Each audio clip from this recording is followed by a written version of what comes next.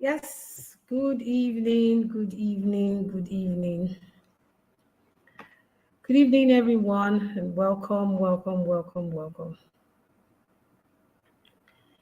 If you're here live, say something in the comment section. Welcome to True Connect. I say True Connect. Welcome to the Own Your Mic conference. So if you're here, let me know. Say something in the comment section so that I'll know you're here. Yes. Welcome, welcome, welcome. Yes.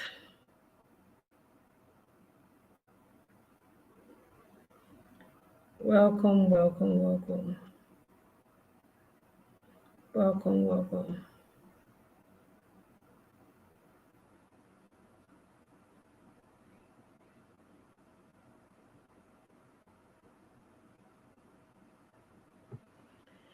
Welcome, everyone. Sorry, I need to. Yes. Good evening. Okay, Joy, you're here already. Okay. Joy, check your private WhatsApp. Joy Ademokari. I sent you a link, so check so that you can use that link to access. Meanwhile, go and call your accountability partner. Let everybody, if you're here, let us know where you're connecting from, please. If you're here, let us know where you are connecting from. Let us know where you are connecting from. Let us know. My admin needs to let the people know that. Oh, Serbi, yes. Please say something if you're here so that we can start. Say something if you're here so that we can start. You're welcome. Hope your day was good.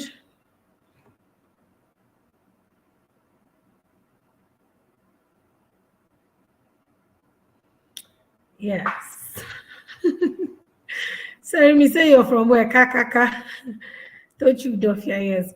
Welcome all of you. Favor from Lagos. Thank you so much.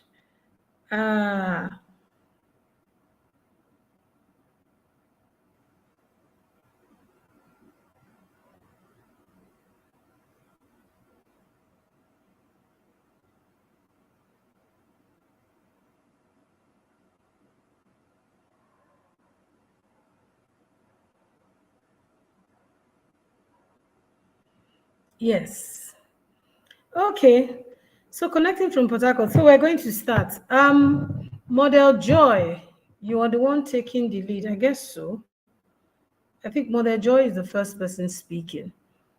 Model Joy, please. You're the first person speaking. I guess so. Yes. So welcome everyone, and to be anchoring and coordinating the Own Your Mic Global Conference, a conference of about 20,000 women,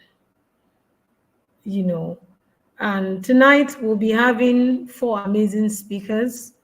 Model Joy all the way from the United Kingdom, Model Triumph Adekunle all the way from Abuja, Model Omolayo all the way from the United Kingdom, Model Jennifer all the way from, Jennifer is in Imo State, then Model Ifi from Enugu. So this evening, I'd like you to get your notebook. Please get your notebook. Each speaker has 10 minutes. Get your notebook, and in case you have questions, please, you are going to be asking our speakers questions. Remember, this is a conference, and that's why I didn't bother giving anyone any topic, because I wanted people to choose topics that they are very passionate about, that they are very comfortable about, and which is what they want the entire world to know them for. Put your hands together. I'm bringing on Dr. Joy right now. Okay, this is Mother Joy. Bringing her up right now so that she will take Over the microphone from me. Joy, how are you doing? Good evening, Ma. I'm very well, thank you. And you, Ma? Very well. Okay, Okay. so I'm sure some of you have encountered Model Joy before, of course, during the book review. But anyways, she's going to introduce. This is a conference, so I'm not doing like, oh, she has done. No, this is a different platform. So this is a conference. I'm actually going to take my leave right now, and then Okay, Ma. have Model Joy, take over the microphone. Okay. Good evening, everyone. Good morning, good afternoon, good evening, beautiful women from all over the world. I'd like to welcome you to another beautiful day of this conference. And it's just amazing to be in your midst this evening. First of all, I would just like to appreciate my honorable coach and mentor, Pastor Favor Osiri Wisdom, for organizing and putting together this amazing conference and for also giving me the opportunity to speak. It's just amazing the work that's has been done at this conference. Okay, so before I delve into what I'm going to be talking about today, I'll just introduce myself. My name is Joy Ibalinose Adamokai. I am an optometrist and I have over 10 years experience as an optometrist. Um, I am a member of the College of Optometrists in the United Kingdom. I am also a registered optometrist with the General Optical Council of the United Kingdom as well. I am also a registered optometrist with the Optometrists and Dispensing Opticians Registration Board of Nigeria. And by the grace of God, I am a Commonwealth scholar as well.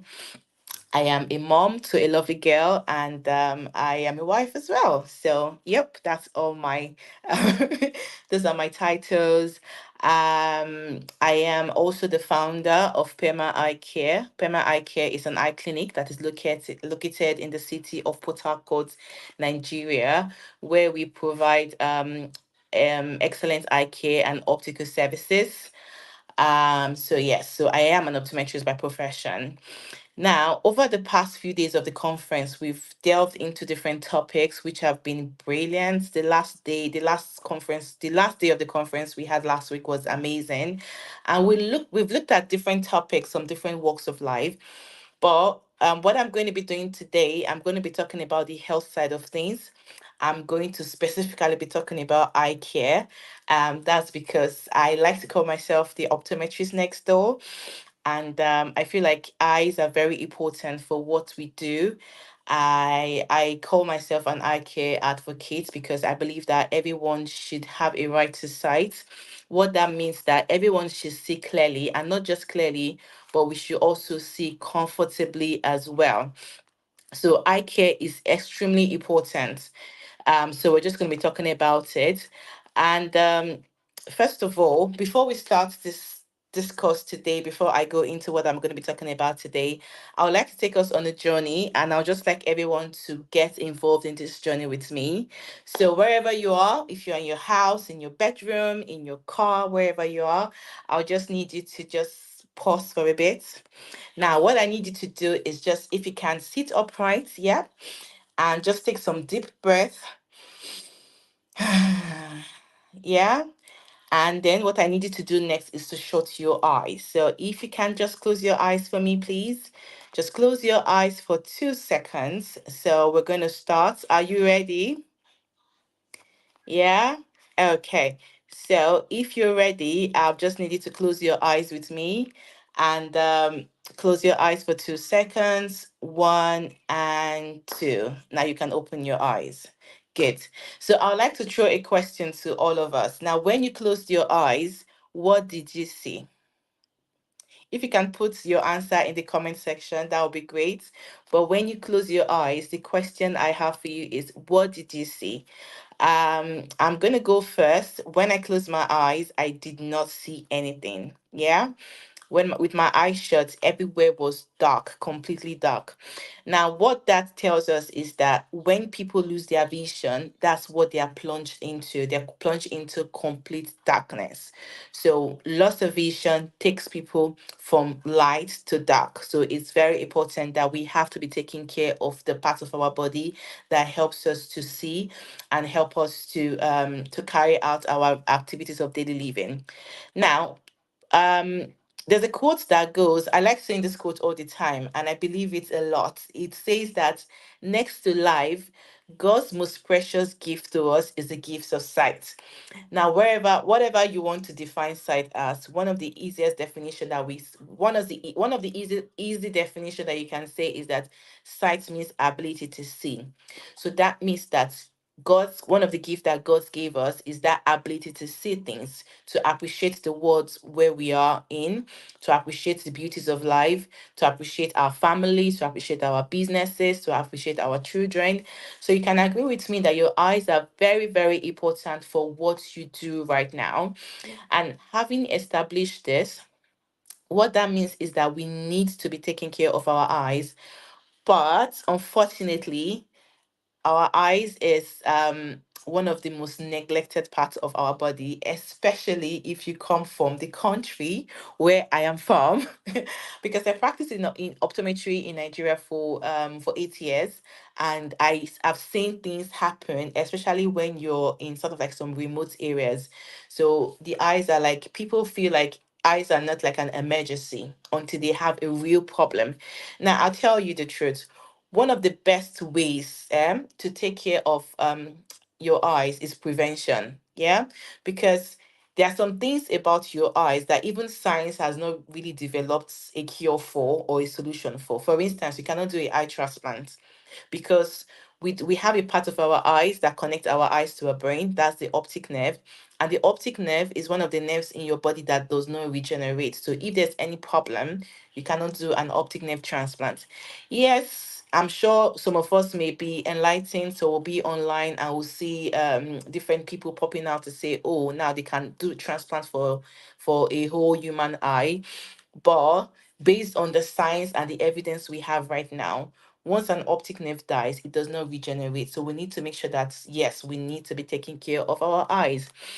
Now, I'll just give you a bit of statistics. Now, during the COVID pandemic, um um before okay during the COVID pandemic and now, most people are now spending a lot of time on the screens. One of the things I'm just going to be talking about is how we're going to be protecting our eyes at work, because for most of us, most of the when we do our job, we are mainly on a form of digital device or the other. We're either on our laptop, our phones, our computer.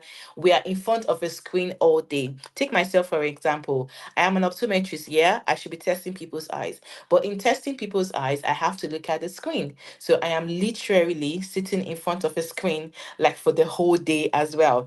So it means that for the future of work, whether we like it or not, things like paper and pen are going to be gradually fading out. So we're going to be doing a lot of typing, a lot of computer work, and things like that.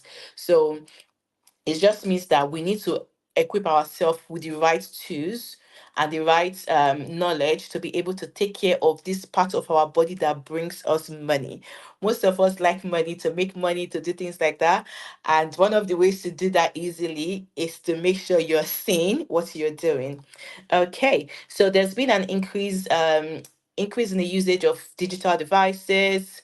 Most of us have like two phones. Now I'm sitting here doing this conference, I have like three devices already. So for most of us, we are either looking at a laptop, a big screen, a desktop.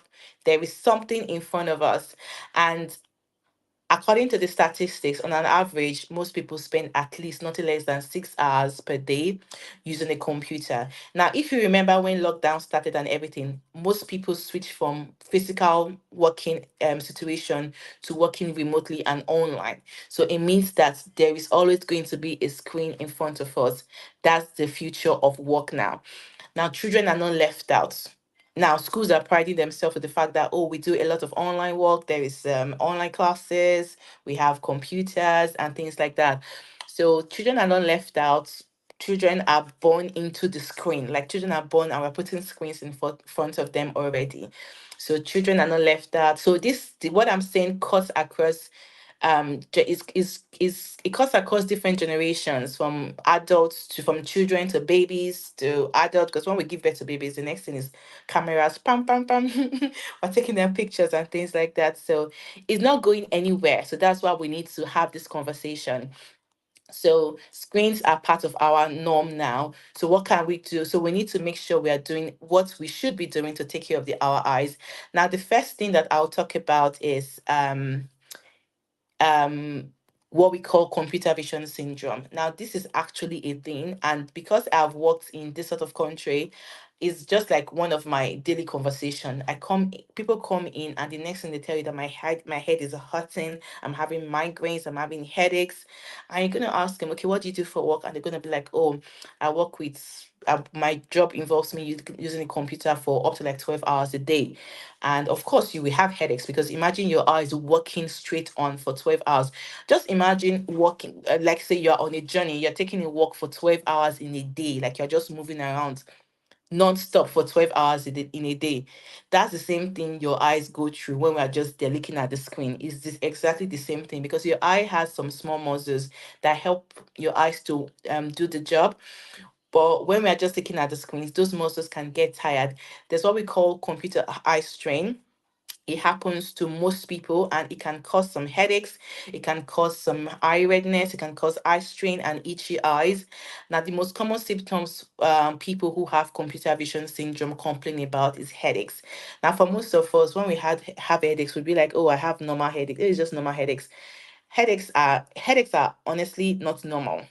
Yeah, there are loads of things that can cause headaches, but your eyes can also give you headaches, especially when your eyes are overstressed, when your eyes are tired. For some people, ideally when we see, we should have sufficient reserve, because we're putting a lot of demand on your eyes. Your eyes should have reserve enough to take care of the demand. So when the demand exceeds the reserve that your eyes have, it causes what we call a breakdown, and when that breakdown happens, one of the most common symptoms are headaches. Okay, so it's just one of those things that happen. So what can we do now? Here is the solution. So we've talked about the problem, we identified what the problem are. Now we're going to be looking about the solution. Talking about what the solution is. I'm just reading the comment section. I just saw someone say, please, does crying too much affect your eyes? Okay, but that's a very good question, which I'm going to touch on before I leave. Yeah, but in terms of computer vision syndrome, what can we do? One of the things that we can do is to make sure we are taking regular breaks. There's what we call the 20-20-20 rule. Now, if you don't remember anything that I have said today, what I want you to go home with is the 20-20-20 rule. Now, this rule says for every 20 minutes you work with your computer or your digital devices, whatever you're working with, take 20 seconds of break to look at a distance of 20 feet. Yeah.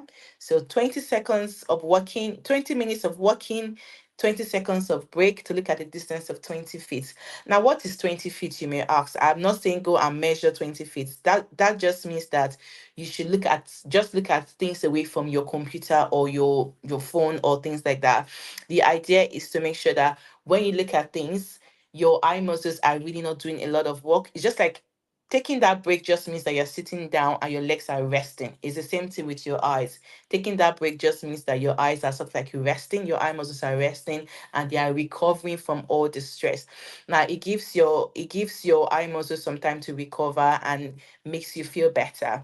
So if you're someone who you work a long hours on computers, you work long hours or prolonged hours using computers, you need to be doing the 20-20-20 rule, just making sure you're taking regular breaks. And another thing that is extremely important is that we need to make sure we are checking our eyes as well. Now, it's funny because I think sometimes people feel like whatever the solution for their eye problem is chloramphenicol. Or you just go to a pharmacy and you tell them, oh, my eye is this, they give you chloramphenicol, my eye is that, chloramphenicol. I've even had people who call me and say, oh, my eyes are paining me. what eye drop should I buy? I'm gonna be like, do you know what is causing the pain? Or what do you know what the problem is? Because you need, before you treat something, you need to know what the problem is, that you can give the appropriate treatment. So if you are calling someone and just say, oh, my eyes are feeling like this, what should I use? No, that's not right. That's more like drug abuse and misuse. We need to make sure that we go in and have a proper eye check done. It might be even be cheaper than what you think it is, because sometimes we feel like, oh, we don't want to spend money, we don't want to spend this, blah blah blah blah blah.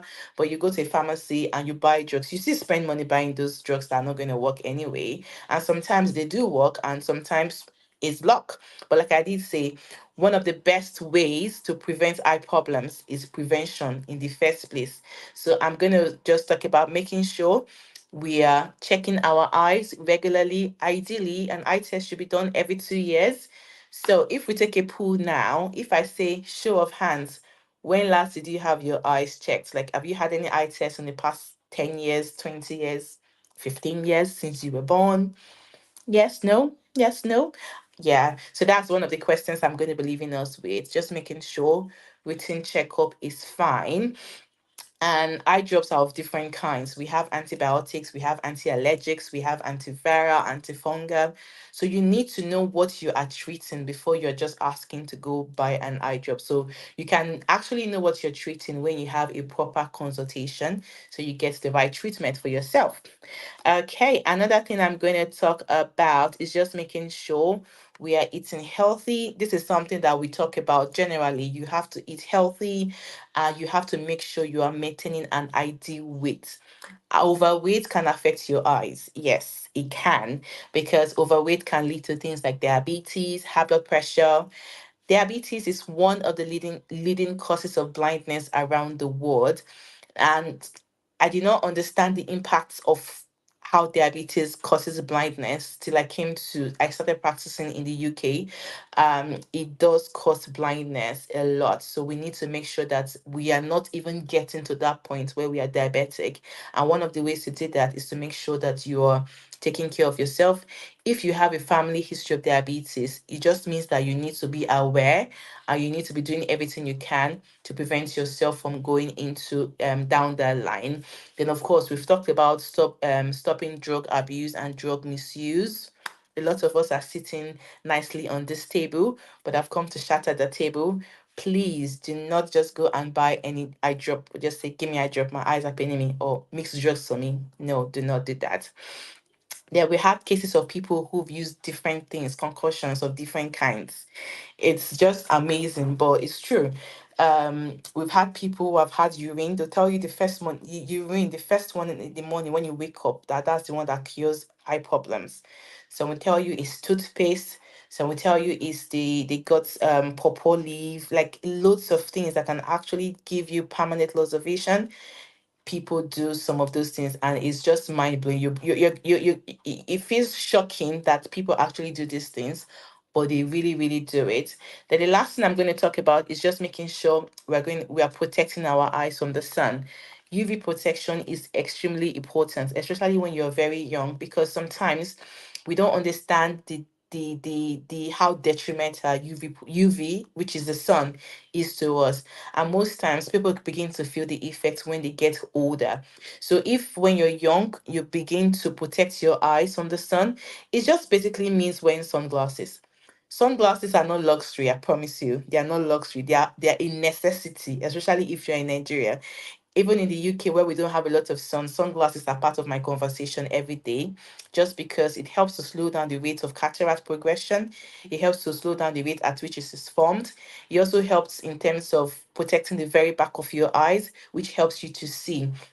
So I'm going to emphasize UV protection a lot for us. So let's be wearing our sunglasses.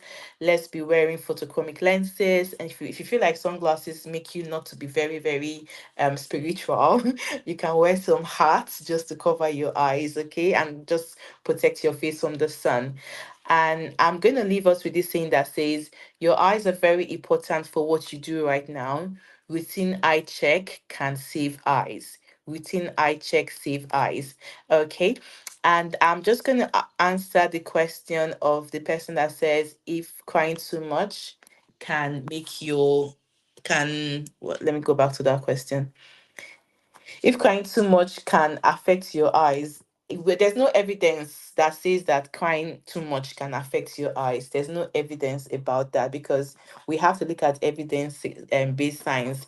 There's a lot of things that we are being told that can affect your eyes. Yes, I was just about to talk about this Gary thing now. I know this friend. I am very sure I know this friend you're asking for.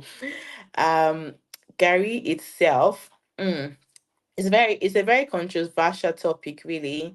But I think the major issue with Gary is the fact that it's not, especially those the ones, the ones that are the sour Gary, like the one that slap you, those ones, yeah. My Nigerian brethren, we know that type I'm talking about. The problem with that is that it's not the fermentation process. Cassava has there's an acid that cassava has, which some studies have said to be detrimental to the eyes. So is not the evidence is not strong, but it's advisable that you go for the, if you want to be soaking the gari. I know we know we know we like to soak the gari. If you want to soak it and things like that, it's better to go for those ones that's the yellow one, the ones that have the oil and have been properly fermented, because in the white one, I think the fermentation process is not complete or is too much. I know one of those things. Yeah, so it's just better to make sure you're not putting yourself in that place. So I have basically come to the end of my discussion today. I've tried to keep to my time. And if you have any more questions, I am able to answer those questions. You can reach me on the Model Women platform group, and I'm happy to answer your questions. Thank you so much for having me, everyone.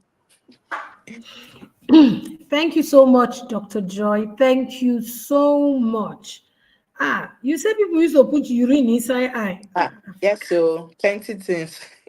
It's not just Wow. Africa. There are some Facebook groups of, like, you see them TikTok asking about the question, is it the money one? What Self-acclaimed doctors.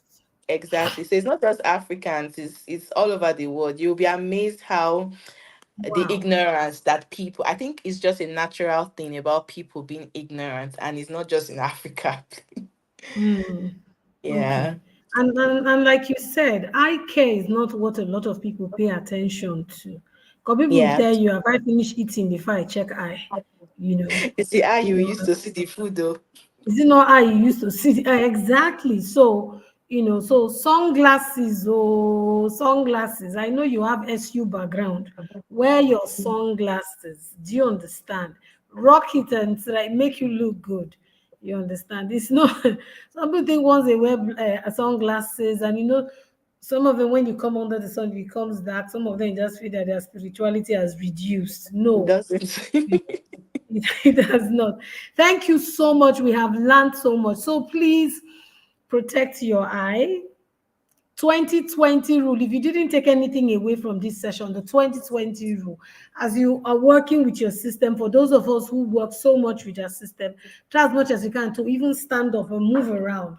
Let your eyes see other things and not just be glued. Some people can actually be glued on their phone, and the ray, the sun, the light ray from the sun. Some people even turn off all the lights in their room, and with their phone, the light, once you turn off the light in your room, the light ray from your phone becomes stronger. And Yeah. some people are Yeah. fixed, fixed, and looking.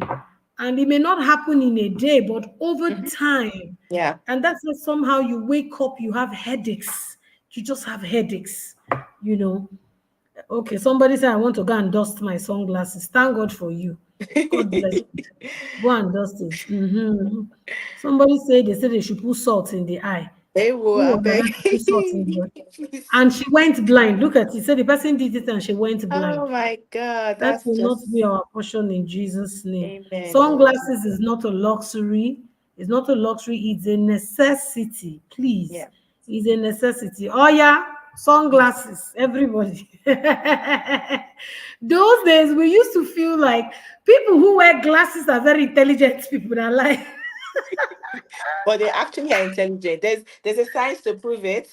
There's a science. eh, There's a bit of evidence. Yeah. that those who wear glasses are intelligent. They are mostly intelligent because they are short-sighted. So most times they cannot see things ahead of them. So most of them would just end up, okay, since I can't see far, I can as well just be reading my books. So they end up being bookworms.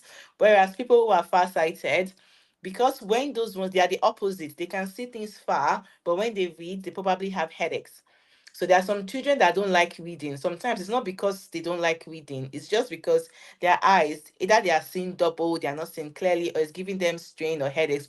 They'll just rather not want to read, and they'll rather play, because when they are playing, they are seeing clearly. Then why would they want to be doing something that gives them pain? So there's a bit of evidence here and there about that. So that's like the small sort of science around it.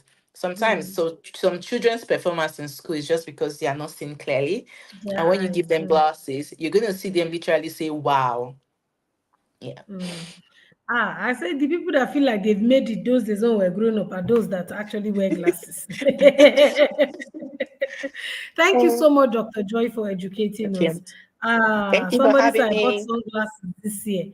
I bought sunglasses this year. Have you worn it? To me, I know you. Have I seen you wear that sunglasses? You would rather go wear. Thank you so much. God bless you, Dr. Joe. We'll just let you go so that you can continue.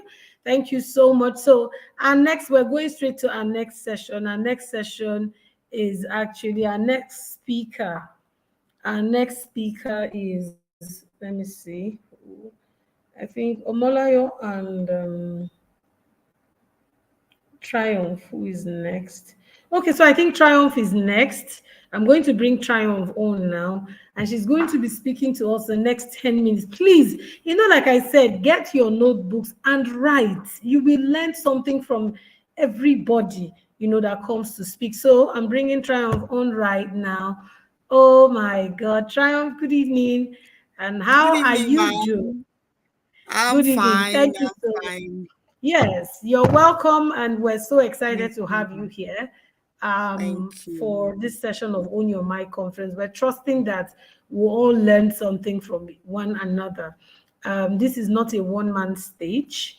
It's actually, you learn from everybody. So thank you so much for showing up tonight. There are some persons who, honestly, because of this conference, they ran away. Some people ran. But God, I told those women that God is seeing them. That's what I God told is- them. So thank you so much. I'm going to leave the stage now. You introduce yourself and let us know what you're speaking. Okay, good evening, everyone. Thank you for having me. My name is Triumph Adekunle. Yeah, popularly known as T. Right. So this evening, I want to speak to us about our body. Over time, in the last 2 years, I've actually been doing research on women and their bodies. And I realized that from the ages of 38 to 40, in fact, and once women get to 40 now, you hear them say things like, oh, I am, this is 40, my life begins at 40, I need to correct some things in my body. Oh, my body is this, I'm fat, I'm light skin, I'm dark skin, I have pigmentations. So they just naturally want to change things about the body. So I realized that even the ones that have self-esteem, they still fall into that madness. So if you look at those in the medical field, if you look at the statistics of BBL, body reconstruction, it has been on the rise. So you see hospitals today. My husband just said something to me about a hospital being open close to us, and all they do there is working on the body. And he said something. He said what actually baffled him was they showed a section that had that's the recovery unit, and they had 6 beds, and all the beds were occupied. Women recovering from the surgeries they had done to their body. And so this evening, I just want to take us through, I wrote just like 5 or 6, let me see my notes, on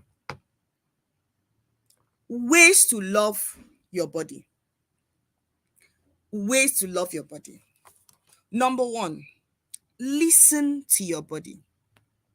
A lot of us don't pay attention to our bodies. We just wake up, you want to eat. Your brain sends signal to you that you need to eat. But because we are careless, we just go around, we just assume it's one of those feelings that we have. But when you listen to your body, you will know that when that signal comes, your body needs food. So you eat when you are hungry and rest when you are tired. Careerwomen.com. It is that time that we need to wake up to rest. God that created the heaven and the earth created day 1, day 2, day 3, day 4, day 5, day 6, and on the 7th day he rested. So if God, that is a supreme being, could rest on the 7th day, why can't we rest? So one of the ways to listen to your body is to rest when you are tired. Number 2, change the messages you are giving yourself. Identify the negative ways that you speak to yourself and replace it with more realistic, loving, and positive statements. So unconsciously, you see us women, we just wake up. For those of us that have had babies, my stomach was not like this. So why can't you just replace that? My stomach was not like this. See the amazing children that came out of this stomach. When you realize that, you can replace the bulging stomach with see the children that came out with this stomach. And that comes into both your subconscious and your conscious state. You realize that you will not even notice that stomach is big. Positive statements, loving statements. I feel that my legs are bow. Why not switch it to my legs are artistically made? Bow, if you see that my leg is bow, there is a hole in between my leg, and that is a road to Jerusalem. That is for my husband, for those that are married. Number 3, think of your body as an instrument instead of an ornament. Be thankful every day for all of the wonderful things you can do in your body, such as dance, run, enjoy good food, and give hugs. I had a conversation with a lady one day, and she said, I don't know how to hug. And I was like, really? And guess what? I just laughed. I said, okay, now give me a hug. I'm not exaggerating. It was one of the warmest hugs I got. And I said to her, do you know you have one of the warmest hugs? And you will be shocked at what her response to me was. She said when she was a young girl, she used to have a particular smell. And so she still had it in her subconscious that when she hugs people, she has that smell. So that is how she lost interest in hugging people. And I said to her, now you need to realize that your body is an instrument. That hug that you gave me, you didn't know what I was dealing with that day. Maybe I was dealing with something, maybe I wasn't, but that hug just gave me a comforting feel, that, something just happened to me. So I didn't even know that there was a smell. And the truth is, you didn't even have a smell. So that smell is in your subconscious and you need to let it go. Good food. Enjoy good food. Run, dance. Some of us, we think that dancing is for those that do calisthenics. No. Enjoy just enter your house. Turn on one cool music and dance. It's part of what makes your body an instrument. Number 4, exercise. Now, what I want to state here is exercise to feel good and be healthy and not to lose weight. Sorry, I said exercise to feel good and be healthy, not to lose weight or punish your body. We need to take it off our mentality that I am exercising to lose weight. You are exercising to be healthy. You're exercising to feel good. Once you realize that you're exercising to feel good and be healthy, you won't even pay attention to your body and you won't even know when the weight is gone. But when you are conscious that I'm exercising to lose weight, trust me, the weight will be there. even when the weight is gone, because your subconscious is telling you, I'm exercising to lose weight, you will just be seeing the weight. I saw a skit somewhere that somebody was exercising and going to climb the scale, and another lady was putting her feet on the scale. She didn't know that another lady was putting her feet on the scale. So the more she was exercising and going to the scale, the more the weight refused to go, and then she had to go back. She went on and on and on, and then that was the end of the skit. So exercise to feel good and be healthy, not to lose weight or punish your body. Then number 5, I said, move with your head held high. If you act like someone with a healthy body image and good self-confidence, the act, in quote, will eventually become reality. Hold your head high. Hold your head high. Look at the parts of your body that you know. I remember when I was growing up, my family used to say I had thick lips. So if anybody wanted to insult me, they just said triumph with a big lip and a tiny waist.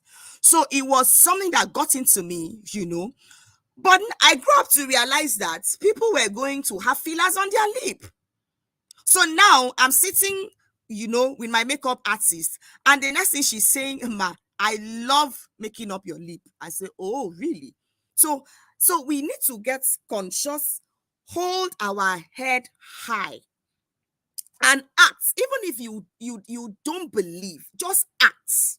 When you keep acting, it will eventually become a reality. We know of law of positive imaging, law of attraction. It will suddenly become a reality. I don't know, for those of us that were in our secondary school, all of us were in secondary school. You will have that very student that was not fine. I don't know if you guys had it in your class. In fact, she was not fine and her name will be Queen. So most of the Queen I knew were not fine. But the fact that her name is Queen, you will see her with tiny legs, tiny body, big head, and she will just be flaunting the head everywhere in class. And you just see my prefect saying, who is this one? Queen, just leave the road. But she was so conscious of who she was that she did not even know it. We were the ones that were saying she was ugly, So you need to hold your head high and act, and it will become a reality. If it is not a reality yet, it will become a reality. Then number 6, clothing style. One of the things I do in image consulting is not just about clothes, it's your total image. Wear clothes that make you comfortable. I go to weddings and I see people wear corsets. And then they wear corsets and they look like people that they are squeezing inside that Titanic one thing that those people went to go and check Titanic. You are just walking, you are so uncomfortable, you cannot enter the car, you are bending, you are falling. You don't need that. And so that's why when you now walk like that, people now look at you and start making joke, and you feel, and you in your subconscious, you will just think, oh, this thing I'm doing, I'm the one they are laughing at. You already caused this step for yourself. Wear comfortable clothes, as in comfortable, look good, and be comfortable. See, any fashion, some people say fashion is pain. Yes, we say it once when we are talking, but any fashion that you, or any outfits rather, that you wear and you are not comfortable is no more fashion. It's prison. So wear clothes that are comfortable. Then surround yourself with people. I hope my time is up. Surround yourself with people who are supportive of you. Please, I'm saying this to women, to the world. When you find yourself in a gathering that keeps talking down on your body, or not just your body, on people's body. Maybe you are in a group, people just pass and they say, see in leg. In our Nigerian parlance, please stay away from such crowd. In as much as you think that they are speaking to other people, trust me, it will affect you. Because you will end up leaving that place, going to your closet and start looking for what is wrong in your body, because you will assume that the same way those people are being laughed at is the same way you're being mocked when you pass. So avoid such gathering. So I will end this by saying I wrote out some affirmations I want us to say before I leave the stage. Are we here? Okay. So I want us to say with me, I accept my body. My body is amazing. Be grateful for yourself. So I am grateful for my body. I love my body. My body makes life fun. I respect my body. I unconditionally love and accept myself. I am confident. Thank you. I hope that this short time I was able to bump into your head that your body is an instrument and not an ornament. God bless you. Amazing, amazing, amazing, amazing. I see all the prison doors scattered, all the padlock of the prison removed in Jesus' name. Oh my God, this is amazing. I love the way you came in talking about the body holistically and then landing the fashion part. I mean, this is amazing. Oh my God, what did you take out from this session? I said my body is amazing. I'm grateful for my body, and my body makes life fun. This is good. I'm telling you, a lot of women have actually been tormented because of the way they look. Some people even plunge into depression. Yes. And some women too are married to husbands who somehow the husbands have also told them some certain things. Exactly. So if you're actually not very comfortable in your skin, it will actually be a challenge for you. Like you said, body restructuring, is it reconstruction? Body reconstruction centers. Yes, reconstruction centers are just popping up every day. And we see a lot of younger girls too, are beginning to look at Botox, so tummy, everything, lipo, everything. They are changing. Please love yourself, eat right, exercise. In fact, that exercise one is very important. Love exercise, because if you're just about the weight loss, the weight will not go anywhere. Thank you so much, Triumph. God bless you, real good. I'm sure that we took out, I'm trying to post some of the comments I'm seeing here. I'm sure we learned quite a lot. From here. Thank you so much. And this is so amazing. Please stop wearing corsets that will be squeezing your breasts. I know. I see people talking to the point that the breast cannot breathe. Exactly. How you're hooking somebody like this. Some people's breasts can't even enter the car. You can't enter the car.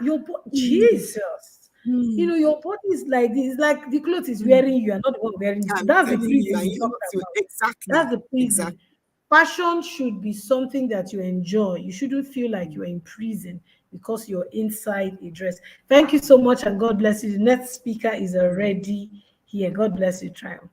Okay. Oh my God, this is amazing. Wow. Thank you so much. Thank you so much. We're going to, yes. Please, if you wear clothes that make your breasts not to breathe, leave it. It's not good. God is seeing you. I'm telling you the truth. You see some of them, it's almost like the breast wants to fall out. Oh, Jesus. And some of these people wear these things to weddings. Weddings used to be and it's Christians that wear this. It's not even unbelievers. It's Christians. And they will wear it and they'll be blasting in tongues. Oh, Jesus. The way they will not lift up their with breast that is falling out. Do you get me? And all of that. So please, wear appropriate, love yourself. In Jesus' name. Amen. Yes.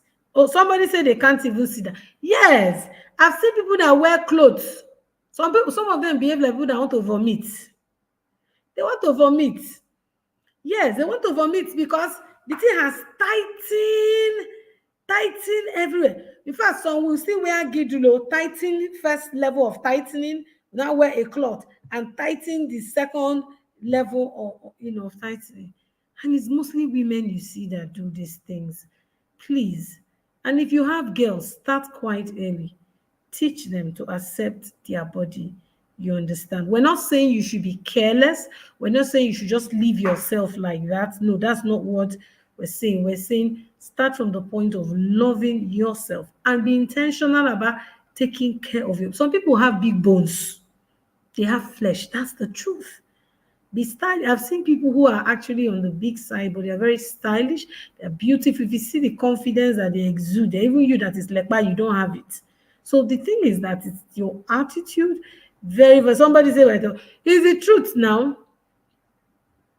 And some people, their bonbon will now squeeze like orange. Oh God. God that will help us.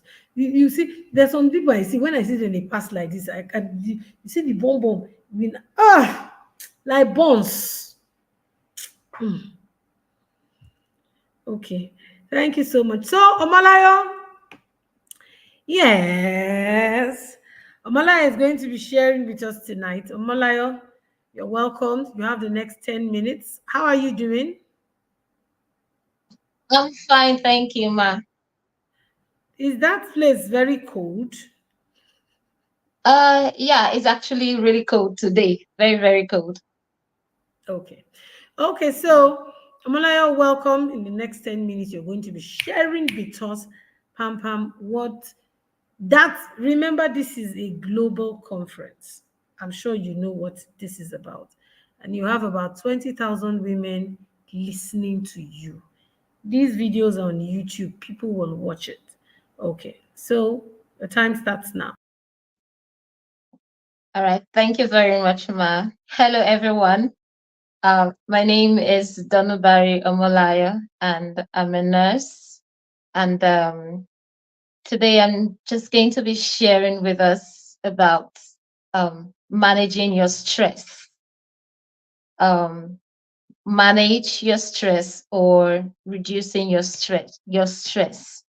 I'm going to start off with some definitions. So just permit me to look at my notes sometimes, and then I would face us and just speak. Okay. So I'll start with some definitions. And one I have here says that stress is your body's natural response to physical and psychological challenges or threats. Okay, so it's the way your body responds when it senses a form of threat or a situation that is challenging. Yeah, so stress is what we all experience on a day-to-day basis. It's what everyone feels at different stages, ages, and it's not something we can avoid because we need it for our day-to-day lives to run. And you get to understand that even as I go on. So I use the word reduce or manage. Reduce is to make something become smaller in size, to make it of less importance, and not to seem as big as it is or it seems to be. And to manage is to be in control of something. So we are looking at you making your stress smaller, reducing it significantly to the point where it doesn't affect you in a negative sense. Because when we talk about stress, most of the times we think about it in the negative sense, but stress is also a level of stress is actually healthy. You actually need a level of stress in your life if you're going to grow, if you're going to achieve anything great. Because if there's nothing you're looking forward to, there's nothing you're pursuing, you just remain at a particular level. You're comfortable, you're complacent. Okay, so I also use the word your stress. I didn't just put it reducing stress, but your stress, because everyone's stress is different. Even though we are all women, we experience and perceive and respond to stress in different ways. So what may cause me stress could just be a walkover for some other person. What may cause another person stress, someone else has gone through it and has been able to manage it. So it's no longer a stress for that person. Okay, so let's go on to look at types of stress, and then I'll just share a few tips on how we can manage and reduce our stress. So there are different types of stress. We got the chronic stress, that is the long-term stress. We've got the episodic acute stress, and then we've got the episodic stress, and we've also got what we call eustress. So the acute, the chronic, the episodic, acute, they can have a negative impact if you don't manage them properly. But the eustress is that good type of stress which helps you to accomplish goals and other stuff in life. Okay, so what are the signs of stress? So it's your body, it's the way your body responds to a particular situation. Okay, and I don't want to go to use so many medical terms here, but I'll just go on so that everyone can understand. So some of the common signs of stress, you see that your heart begins to race, your heartbeat increases, you begin to breathe rapidly, you become tense. Some people, they begin to shake when they're stressed. Some people have tingling sensations in their fingers or toes, shaky voice, they begin to sweat suddenly, they feel fainty. All those are common signs of stress. And then when the stress is so much, that's when someone hasn't been able to manage it. You begin to see the person becomes forgetful, lacks sleep. Um, some people have chest pains, back aches, begin to have palpitations, muscle spasms, lose concentration, the sleep. Some people, they begin to eat more. Some people can't eat. Some have emotional outbursts. So we all show signs of stress in different ways. Okay, so we'll now go on to some of those things that cause stress as women. Okay, certain stages and phases in our lives are periods where we know, okay, let me just say this. When you understand yourself, you're able to know when something is going to stress you or not. When you understand yourself, you understand your abilities, you understand what you can take and what you can't take, it will really help you a lot to manage, first to foresee when something is going to cause you bad kind of stress in a bad way, and know how to tackle it in time. Yeah. So you need to understand yourself, what you can take and what you can't take. And when you see those things, you begin to put measures in place to either reduce the impact it's going to make on you, or you seek help. Yeah. So there are different stages in our lives as women when we experience stress. It's you can't escape it. Okay. And looking at from childhood, a young girl growing up, some people, as they begin to attain puberty, it causes a kind of stress on them because they're trying to understand themselves, identity, and all of that. Going to teenage years, young adults, you get married, taking the being responsible for another person, get pregnant, having to bring a newborn, another life, into the world, raising kids. All of these gives us different kind stress in different ways. but you can manage it when you prepare ahead of time.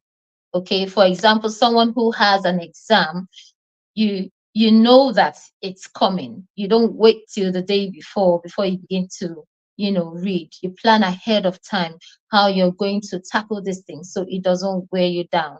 Okay, someone who is expecting a baby, you don't just wait till that day and then say, oh, where am I? You begin to prepare. You go for antenatal classes, you see your doctor, you begin to do the things right so that when that time comes, you're able to handle it better. You're not at a loss for what to do.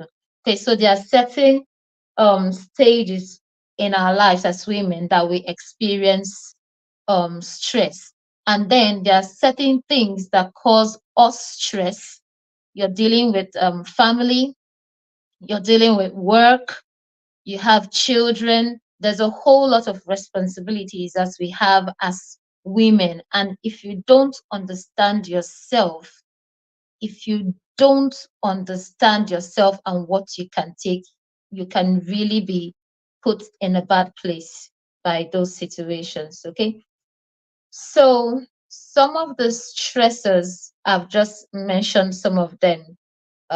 Pregnancy, change of status. Some people, it could be an illness, financial problems, and all of that can put one at stress. So how do you manage the stress? Stress, like I said, you need to know who you are.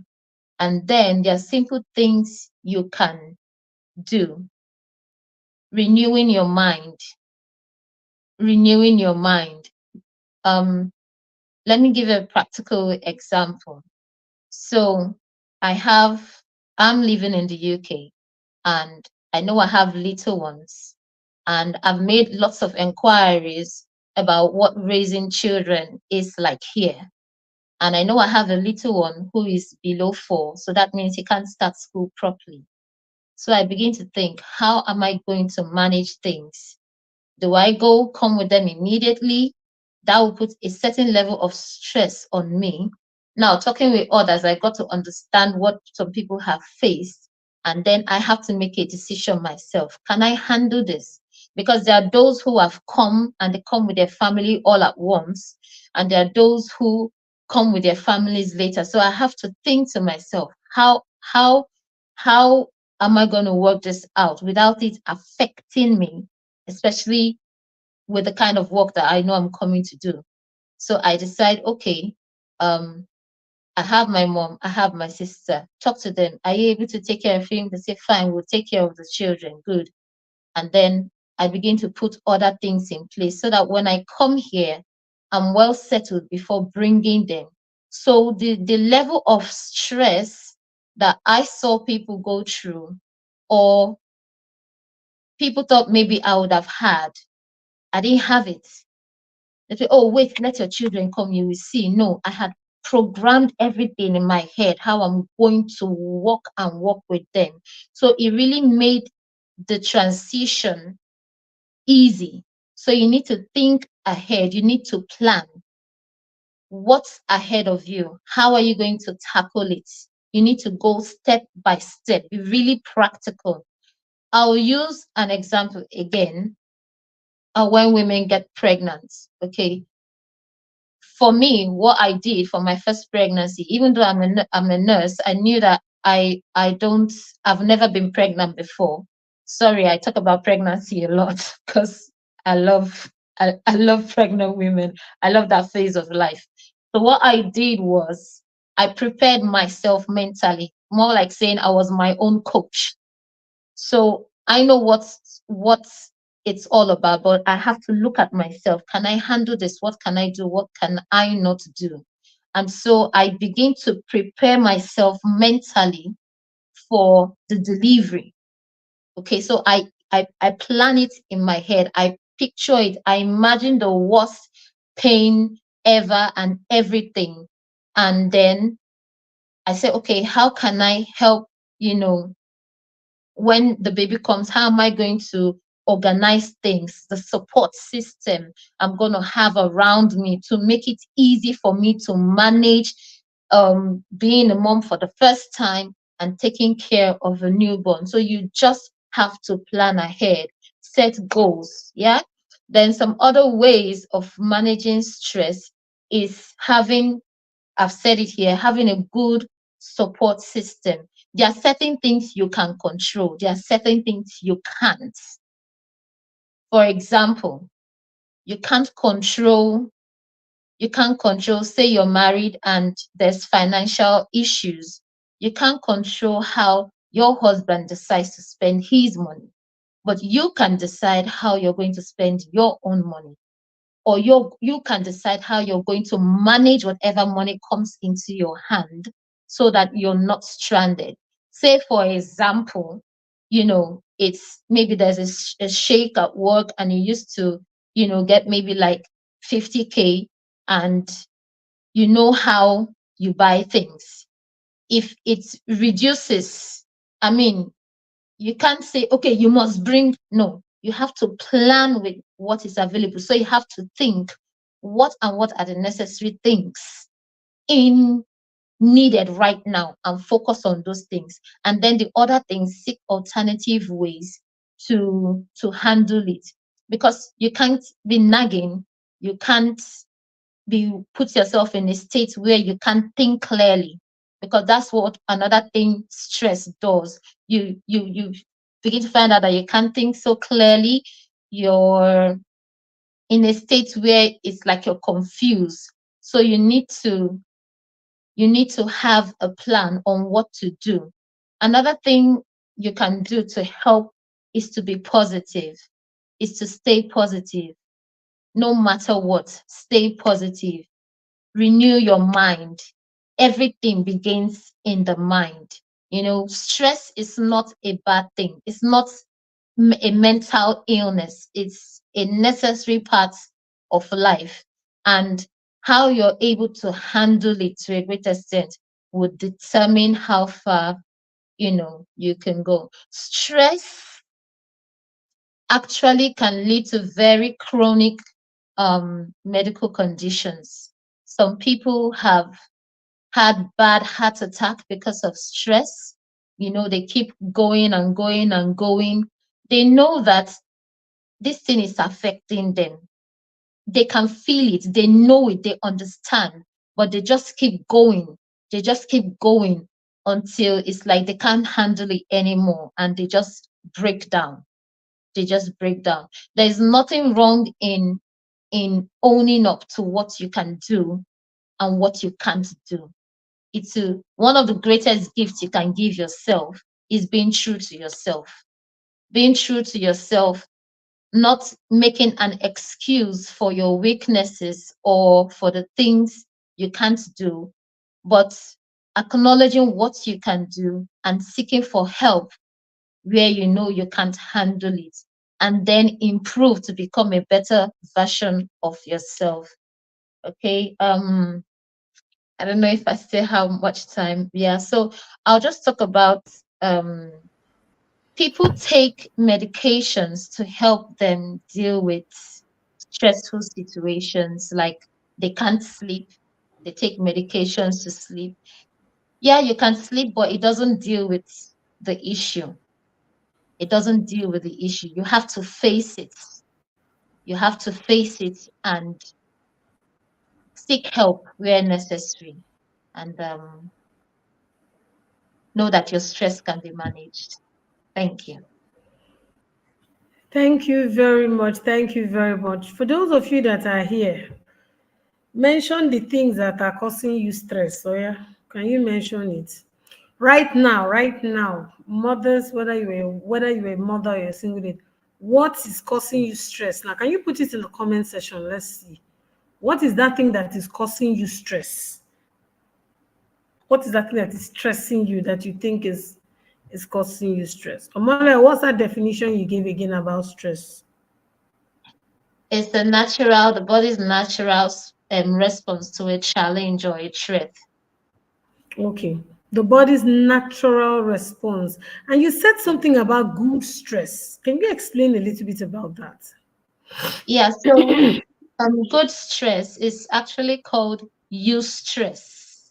as in Eustress. as in EUSTRESS. Okay. So it's called eustress. It's that kind of stress that benefits you. Like, we have your goals for the year, and you find out that you're making every effort to meet those goals. So you make plans, you do all the necessary things. It's a kind of stress. So you find out that maybe you've planned to do something at a particular time.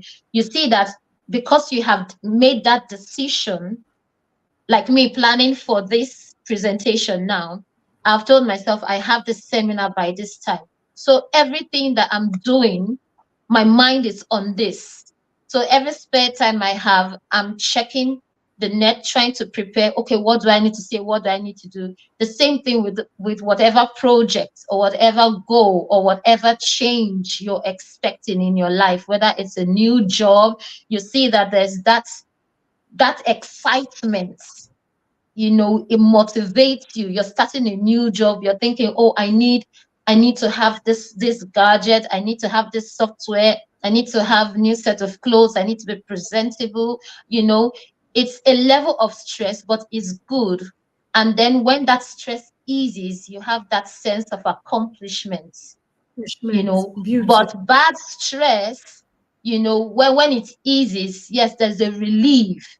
But when it doesn't ease, it begins to affect you in different ways, even physically, emotionally, psychologically, in your relationship. It begins to affect everything in a bad way. Yeah. Wow, amazing. So I can't see any comments here. What are the things you think causes stress in the life of a woman? What are some of the things? House chores. Sometimes some people want everywhere to be sparkling clean. Once they see one little sand, they will sweep everywhere. They will sweep everywhere. They sweep. As they sweep, children will come and scatter it. They sweep again. That can actually put stress. Wanting to do all the work, wanting to do everything, because you're a perfectionist, you feel that nobody will do it like you will do, can also give you stress. Finances can put stress on you. Marital challenges can actually put stress on you. You understand? Yes. In-laws, external influences can actually put stress on you. You understand? So what are the things that causes stress? Or nobody's going through any stress here?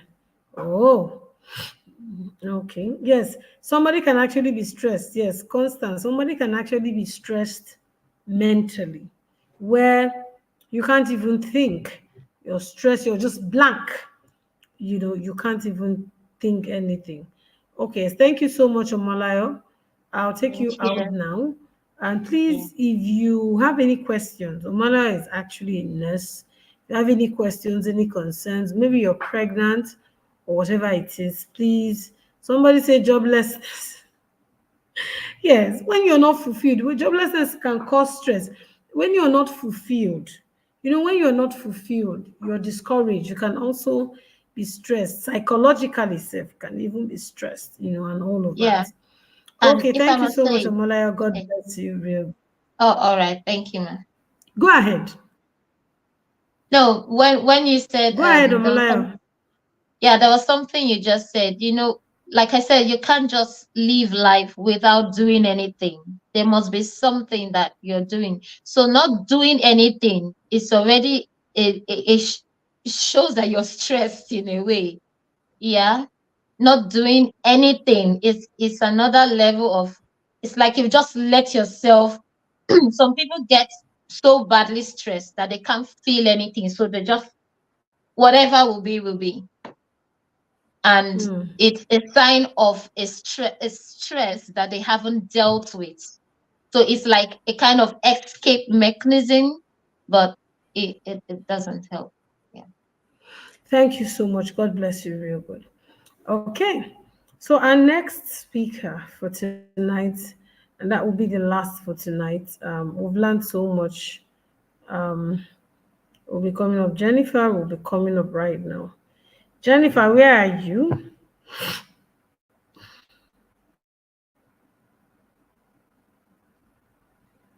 Jennifer was here just now.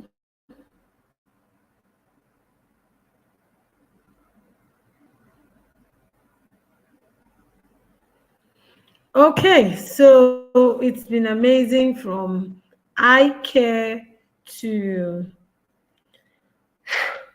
our bodies to a lot of things. Okay, so Jennifer is here. Good. Okay, Jennifer, good evening. How are you? Good evening, Ma. I'm fine, Ma. Okay, are you ready? Yes. So Even you though just introduced network is trying to make me feel sad, but it's fine. Okay. So let's see how far it will take us. Introduce yourself Okay. and what you're speaking to us in the next 10 minutes and we'll take it. Please, everybody, make welcome Jennifer. Good evening, everyone. Good evening, Ma. Thank you so much for the privilege. It seems the on your mic is covering my face. On your mic conference is covering my face. Okay, good evening, everyone. My name is No, it's Jennifer not. Ikogu. It's not from our end. It's not covering your face. Really? Okay, that means it's from my end. Okay, let me just go ahead. All right, my name is Jennifer Ifoma Ikogu, and I'm a registered nurse and a life coach. I run a coaching and consulting firm, Evolve Coaching Consults. Okay, I want to quickly talk to us on maximizing seasons with my own story. I want to use my life as a case study. So quickly, I will just share my story. I've always been passionate about nursing. I've always been passionate about elderly patient care. I love the elderly so much. So that area of specialty in nursing was the area I was very passionate about. So I already started up something, Jenny's Medis Healthcare Services, where I offer home care service at the comfort of their home. All right, so I was on this journey until life happened. I was on this journey until life happened. So my topic is on maximizing your seasons, maximizing the seasons of your life. Okay, so I got pregnant, and just like every other person, I was very excited and I did everything. I did affirmation. I read so many books on pregnancy, and but however, I didn't have a smooth pregnancy like every other woman. I didn't I didn't have that privilege to go through that journey. Okay, but I think that season actually opened me up to another aspect of my life. Okay, and I learned that God used that season to launch me into a part of my ministry I was not aware of. Okay, so when I got pregnant, the I was going in and out of the hospital. It continued for a long time, and at 6 months, I was 6 months. I started having contraction. I started having contraction at 6 months, to a point that my doctor asked me to stop work. It was a very, very difficult moment for me, that I had to leave my job because I'm a kind of a workaholic. I don't like anything that will keep me at home. But however, it got to a point that I had to choose between my work or the life of my baby. And I had to choose my work. I had to choose my baby. I had to resign for work. I had to stay at home. Now, every morning I wake up, I cry. I ask God so many questions. You mean you say you love me? Like I come online and see women doing so many things. I come online and see women that they are doing this. This person is launching this vision. This person is launching this vision. And for someone like me who is always a go-getter, like I love doing things. I felt God did not love me. I felt my life was paused. So I didn't know that God was trying to build something in me during that season. So I had to go through the season, and one of the lessons I would like to share with us is it's not enough to understand. The Bible said that the men of Issachar and the men that had understanding of their season is much more enough to know what is required of you in a particular season in your life.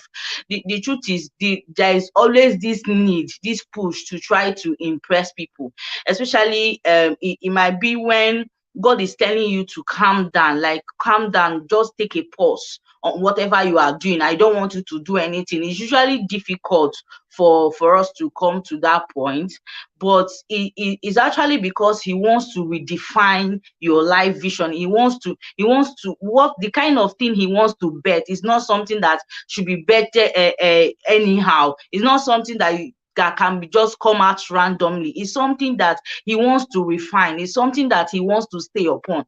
So that moment of my life was actually very, very difficult for me. But something happened. I stayed on that mentorship. I will also encourage every woman here. Please find there was something my favor said posted sometime on Facebook about your Naomi. Find your Naomi and stay on that Naomi. I am into mentorship. I also realized that it's really not easy to mentor married women. It's really not easy to mentor married women, whether married or single. Find that person that can actually stay on you and bet out your destiny and push out destiny on you. So this was what actually happened to me. And that period of my life that I stayed at home, my mentor, while I was crying, God does not love me, how will I be going through this kind of stressful pregnancy? I was always going in and out of the hospital. My mentor insisted that I go through Bible study, like rigorous Bible study. I was studying, I was praying. It was just like an incubation moment for me. But I wouldn't have been able to do that if I didn't have someone that was pushing me.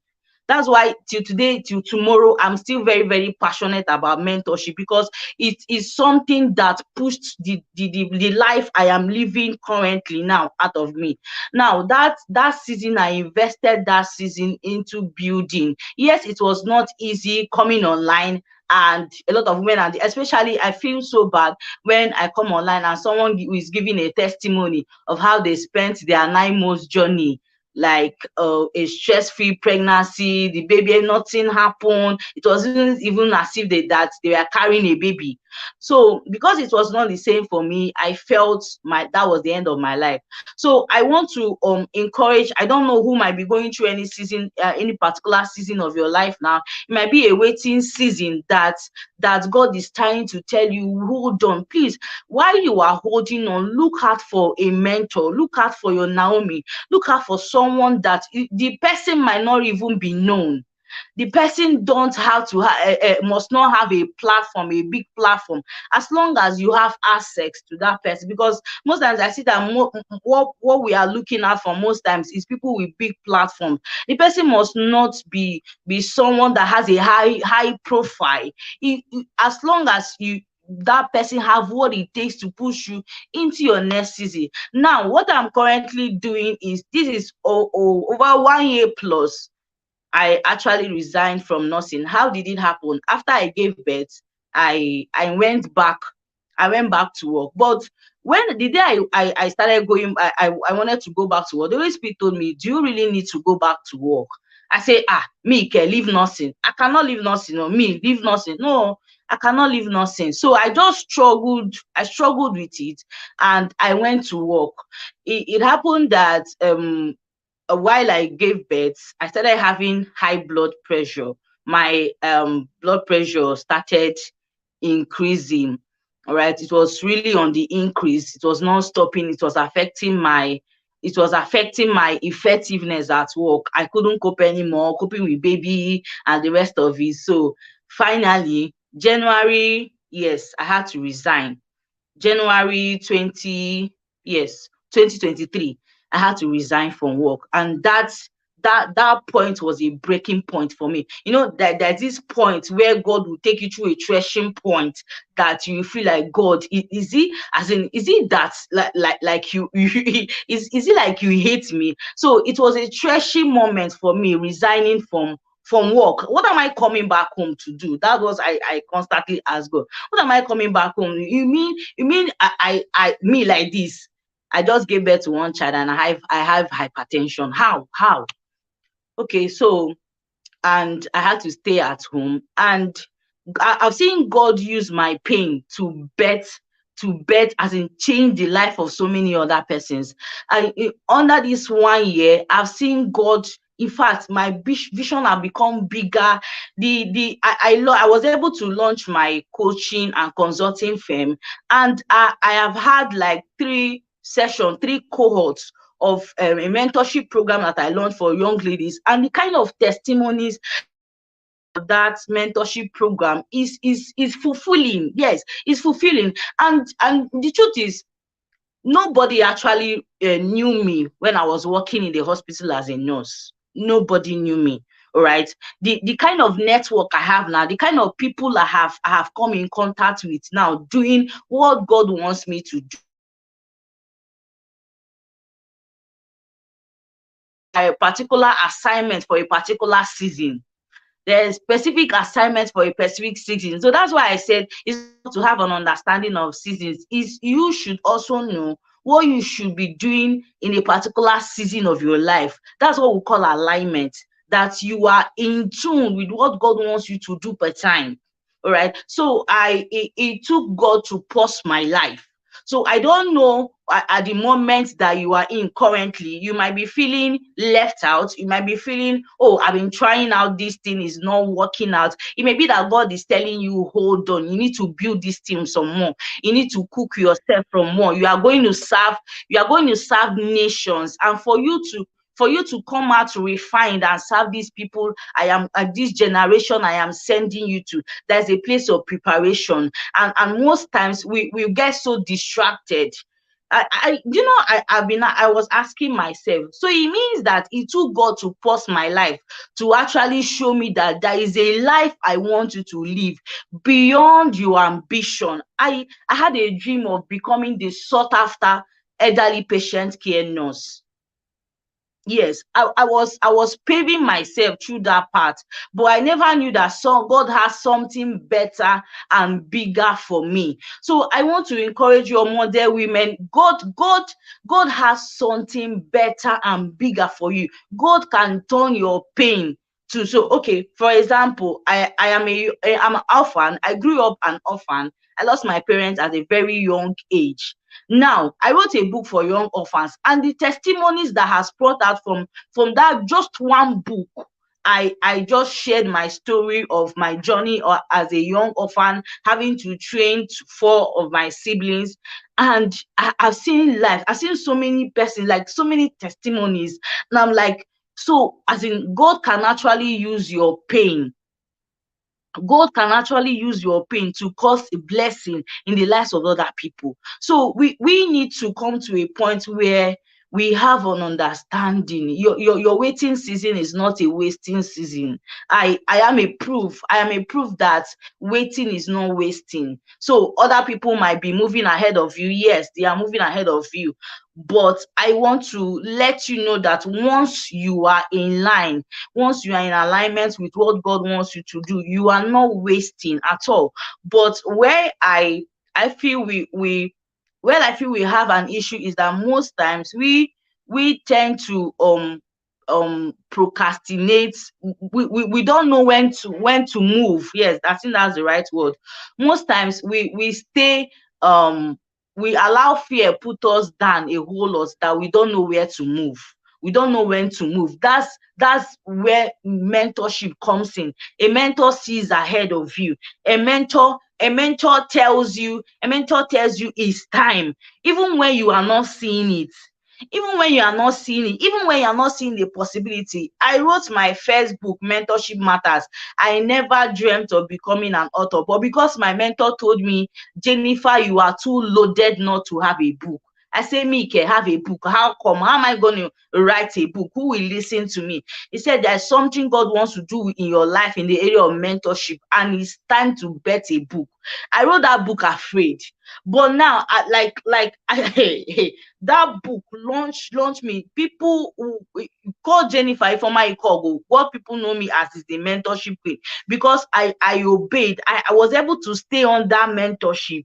I was able to stay on that mentorship. So please, I encourage every one of us to find out someone that you can be accountable to. Whether you are married, being married does not stop you from being accountable to someone. In fact, it's even when you need accountability, is when you need to be mentored. Yes, it's that time that you are married, because you can allow a lot of excuses. Children are doing that, and most times we tend to allow it stop us from taking steps on what God wants us to do. So that is when you need accountability the most. You don't get married and say, you are above mentorship. No, it is now that you are married. It's now that you are married that you need someone that can tell you, someone that once you hear the person's voice, you are moving. Once you hear the person's voice, you are moving. So seasons are real. Understanding seasons are very important, but in all, we should know that God is intentional. God is intentional about our lives. God is intentional in whatever road. Even though the journey might be painful, but I tell you the truth that God will not leave you. God is intentional of your journey. Thank you, ma. Wow, what a way to close tonight. Jennifer, This network. can you hear me, Jennifer? Can you hear Jennifer? Can you hear? Jennifer, can we just say thank you to Jennifer? Jennifer, you've just spoken to the heart. I'm sure that, can you hear? I'm sure that someone has been encouraged by you sharing your story of how you have evolved in the particular season in your life where you felt everything was just upside down. We all go through seasons in our lives, and it's important that you know the particular season that you are in.